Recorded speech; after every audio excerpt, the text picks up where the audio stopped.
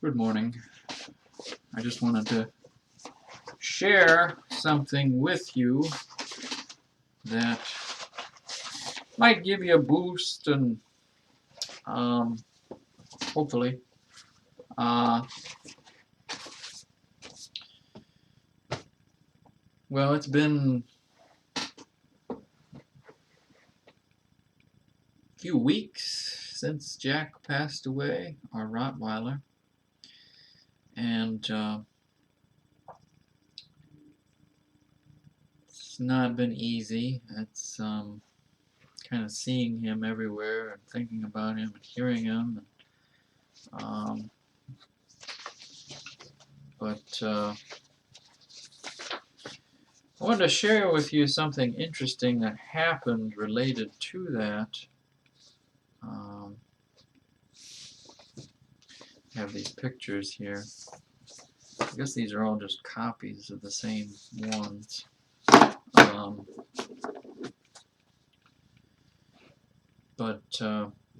Anyway, the day that he passed away, I read through the end of Ezekiel, so I know those videos were pretty bad. I apologize for my crying. But I had nothing else to do as I waited to bury him and for them to come and put him down. It's very sad. I couldn't take sitting there with him. I just gave him biscuits as I walked by, and so that's what I did. And I made videos that day on those last chapters of Ezekiel. But when all that was, when they did put him down and we wrapped him up in two blankets, and we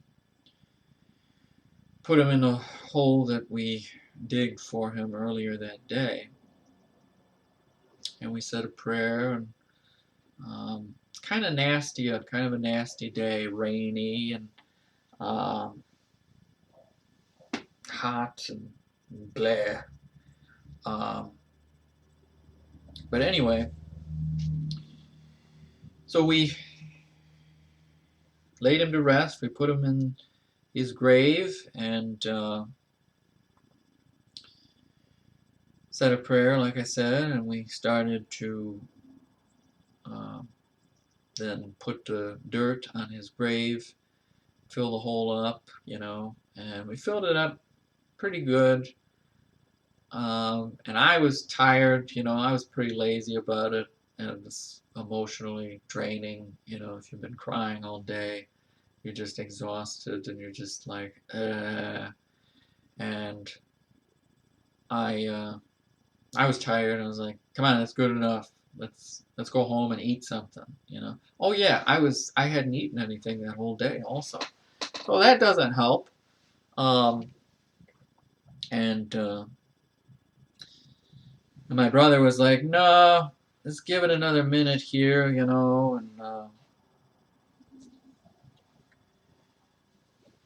and so I kept going, and we kept adding the dirt, trying to even it out, and usually my brother is incredibly lazy about any kind of lawn work or doing anything related to that kind of thing, and he would usually be the one to give up in that instance and just say, yeah, it's good enough, but he didn't do that. He in fact then got a rake out, and then he started going over all the dirt, and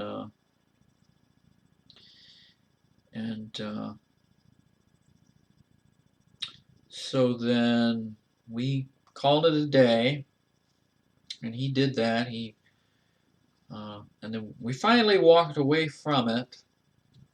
We called it a day, but then as we were leaving, I think my brother then looked out the window, or it might have been when he got home later that day. I think we ended up having like subs or something, and then he went home, and he goes out onto the roof and looks down, And it's kind of an interesting picture. I don't know if you can see it very well. I think we can see it well enough here. Um, and this is completely unintentional, really. Uh, it even has a tail, and um, it looks like a small little puppy there, doesn't it? I mean, maybe you don't have any imagination and you just, it's a pile of dirt, Alex. Come on. It's just a pile of dirt. But I mean, if you have a little bit of imagination, you might think otherwise. Here's another picture from kind of another angle there. Um, you can probably find out where we live now based on GPS, satellite, blah, blah, blah, blah, blah. So that's fine. I don't care. You can come get us. But yeah, there's another shot of it. You can kind of see a tail there, and it and we had that idea, um, that maybe this was God's way of saying to us that the dog's spirit has returned to the state that it originally was in, and it was being returned to God, and this is just a kind of a little keepsake for you that the dog is back with me now, and that's what this dog represents, is the spirit of a child, or a puppy. And the dog, the king of dogs, is what I would refer to him as. I had the king of cats as a kid. There's a cat named Phantom. I would call him the king of cats, and we haven't had a cat since him. So, or actually, my brother did have a cat for a while, but that was the best cat. And this is the king of dogs. Is how I would reference him. And so anyway, I'd just like to read a little bit. I didn't spend enough time looking at the Gospels, but I did see the one reference there in Matthew 18, so I was going to read that. But there might be another reference that I might go to.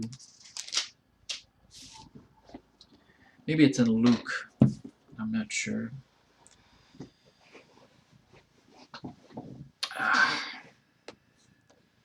Oh yeah, okay. Okay, we might go to those other ones too. But if the dog was being returned to God, he returns to that puppy stat. And, the dog, most of his life was pretty much the same. He was like a puppy, so very sweet, very kind. And the dog, very powerful dog, Rottweiler. Couldn't really hurt him, even if you tried to discipline him. Really. you, what did that do? Hey. But he was so sweet and so kind and everything that. But anyway, who is going to enter the kingdom of heaven is what I wanted to say. Now, do you think animals go to heaven? Well, some people don't think so. I think God can do whatever he wants to do, and it's all his creation. It's all his anyway, whatever he wants to do with it. But the dog was a blessing for us, and so we were very privileged to have him, and maybe this life is a privilege in itself to just exist and to be in it and to be in this world.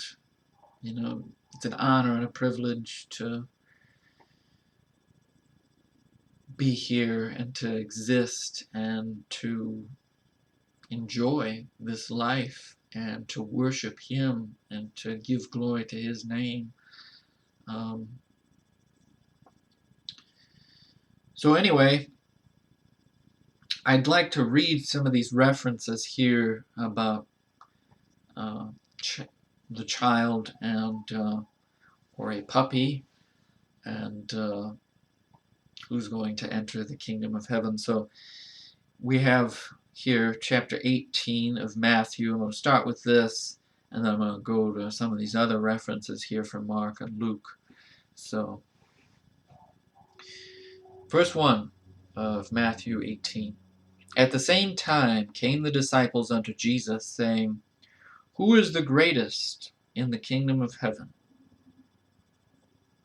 And Jesus called a little child unto him, and set him in the midst of them, and said, Verily I say unto you, except ye be converted, and become as little children, ye shall not enter into the kingdom of heaven. And a lot of people don't understand that about this life, because it becomes so competitive and so cutthroat and confusing at times about what is really important in life. And a child, you know, I saw a child just yesterday. She was hanging on a cart as her mother pushed the cart along, and I got out of their way. You know, I was in their way. I was putting away pet food, and they were sneaking by. They were in the home decor aisle where candles are and that kind of thing. And the child was just riding on the cart, just hanging on there as mom pushed her along. And this little perfect little child just smiled at me as she's hanging on there. It was just enjoying life, just hanging there with mom. And it was so cute. It was the cutest thing you've ever seen. That's typical of children, you know, probably less than 5 years old. They're just perfect, you know. You can't say anything bad about them. You can't really complain about them, even if they make a mistake or something. You know, you just see that smile, and you're like, wow, this is perfect. Hasn't been ruined by this world yet, or hasn't been ruined by Satan or other human beings that corrupt her, you know.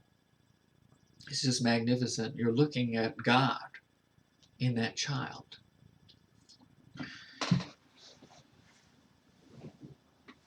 Whosoever therefore shall humble himself as this little child, the same is greatest in the kingdom of heaven. The child has no pride. The child has no, goal in life to become the head of her own corporation or something, and she doesn't have to gut 10,000 peasants to get to that point, and ruin all those lives and souls. She doesn't have this thing or that thing. She doesn't have a bunch of money. She doesn't really care about it. She doesn't have all these distractions and all this other garbage and nonsense and politics and all, fill in the blank with all the distractions that we come up with. She's just hanging on the cart, loving life, loving her mother, and just enjoying it. She's just smiling at everyone, even a dumb peasant like me. She just looks on. It's wonderful to behold. She doesn't care about some of the stupid things that when we become adults, we become distracted with everything under the sun,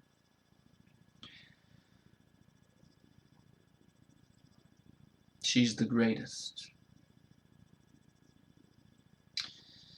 And whoso shall receive one such little child in my name receiveth me.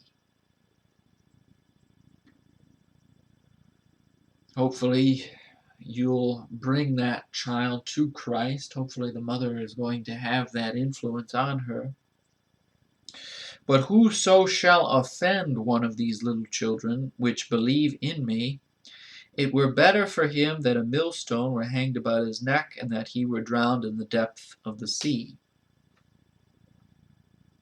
Woe unto the world, and that's what ends up corrupting most people. As we become adults, we either drift closer to the world, or we become more childlike, growing in Christ. But woe unto the world because of offenses, for it must needs be that offenses come, but woe to that man by whom the offense cometh.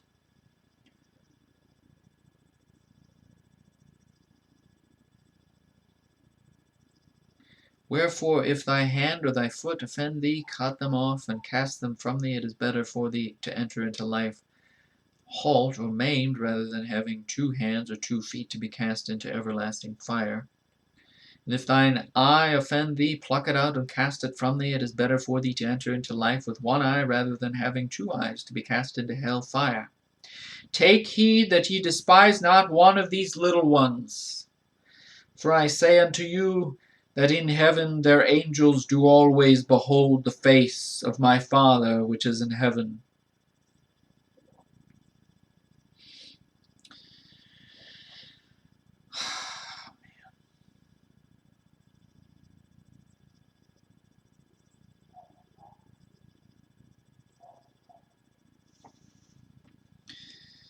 He's not being literal there to cut off your hand or your eye, but he's saying when the world corrupts you as you become an adult and all these problems happen, it's better that you remove that aspect of your life that's infatuated with the world and make your life simpler, really, and returning to that childlike status and faith.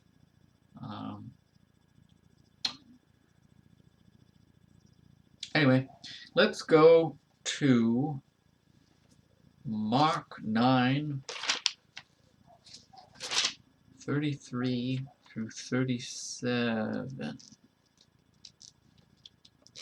See what it says here. The dispute who should be greatest. 33. And he came to Capernaum, and being in the house, he asked them, What was it that ye disputed among yourselves by the way? 34. But they held their peace, for by the way they had disputed among themselves who should be the greatest.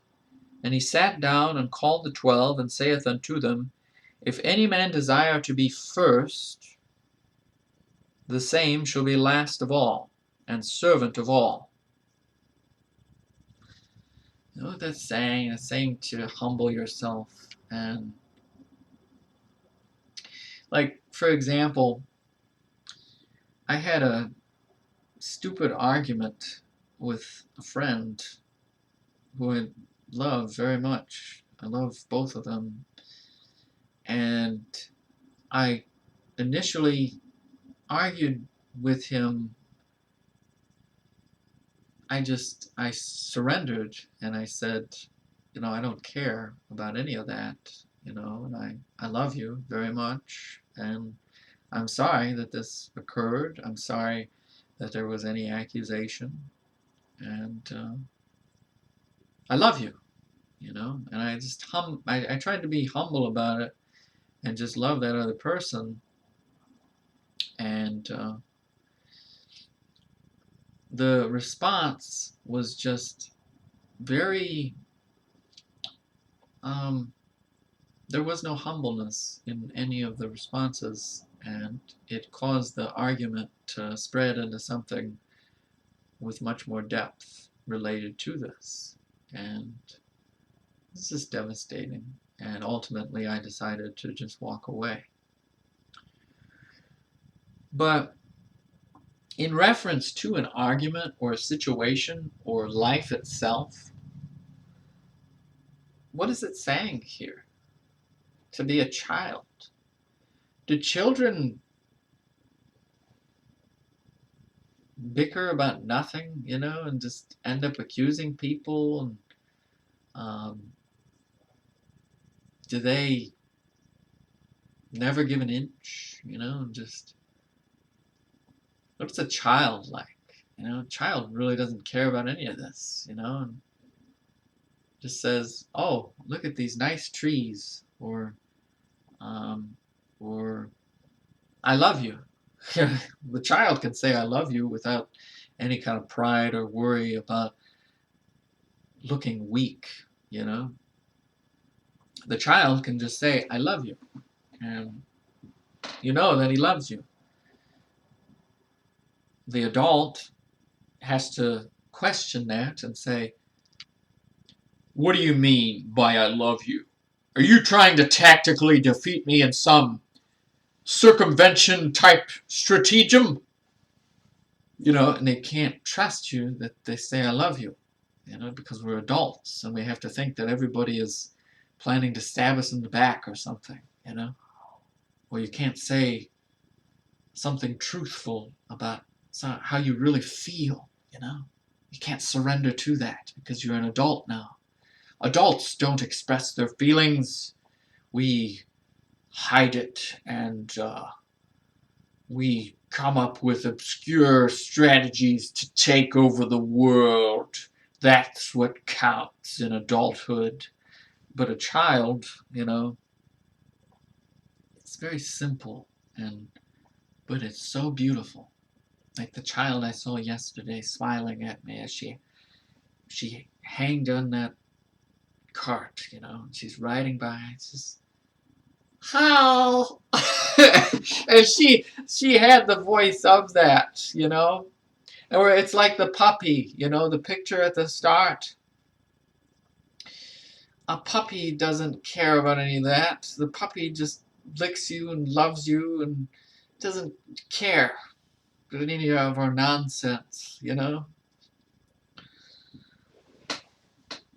If any man desire to be first, the same shall be last of all, and servant of all. As adults, when we get older, that's how it is, though. You're just seeking for more power. More power means I can control more people. And if I can control more people, then I'll be happier. That I can control people and I can treat people like garbage and filth. And human beings don't really matter anything to me because I control them. I control 20 human beings a second. I could have 1,000 people in India die in an instant, just the click of my fingers.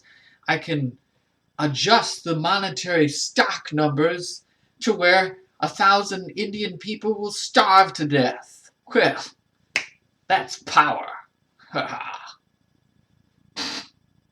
How sickening, how evil do we become as human beings? Shouldn't you have that childlike status and worry about those 1,000 people that are going to die now because of your greed? They don't care. They don't care about another human being. They can't show any kind of love or grace or mercy or kindness. Kindness is weakness. Why would I ever show that, Why would I ever reveal that to another human being? That would be a sign of weakness. I have to win the argument, I have to always show strength and power. That's all that matters, right? Not the smile, not the sweetness, not the kindness, not the mercy, not the grace. I can't show that. I can only show my power and how ruthless I can be, I hate that. Why don't you show the child? He took a child and set him in the midst of them. And when he had taken him in his arms, he said unto them, Whosoever shall receive one of such children in my name receiveth me, and whosoever shall receive me receiveth not me, but him that sent me.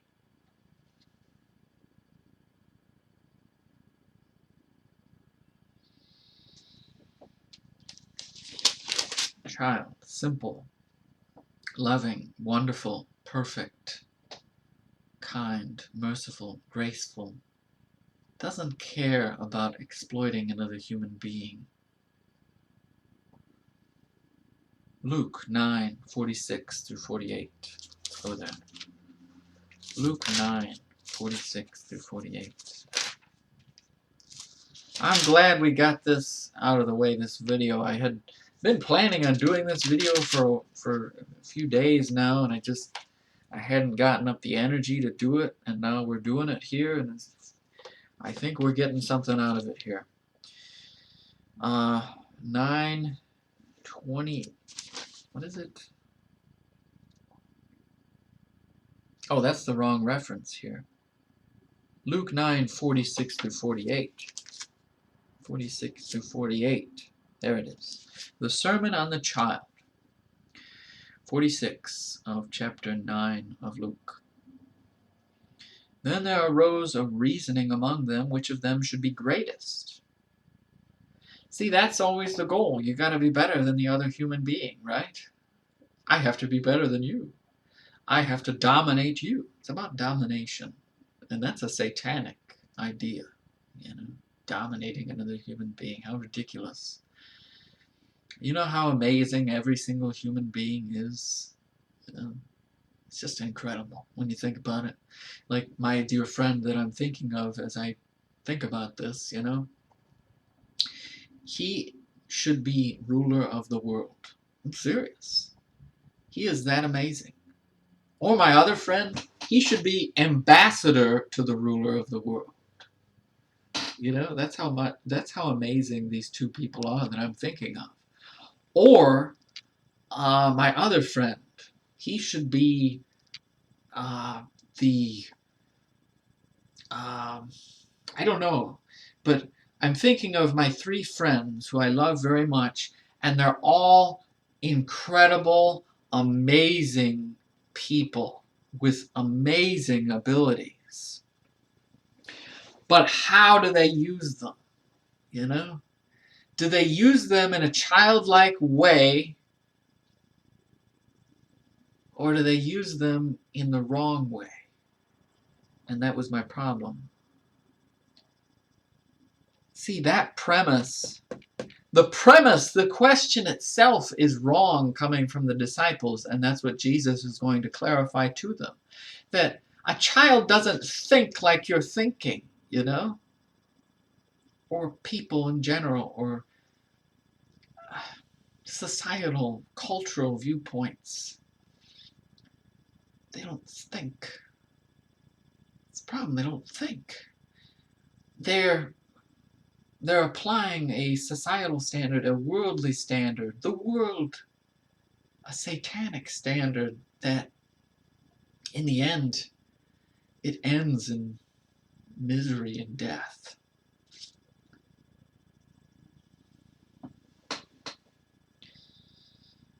"47. And Jesus, perceiving the thought of their heart, took a child and set him by him, and said unto them, Whosoever shall receive this child in my name receiveth me, and whosoever shall receive me receiveth him that sent me. For he that is least among you all, the same shall be great."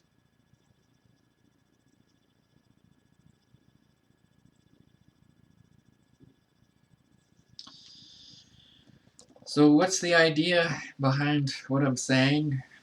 I think it's all shown in this picture here. What, I become a pile of dirt?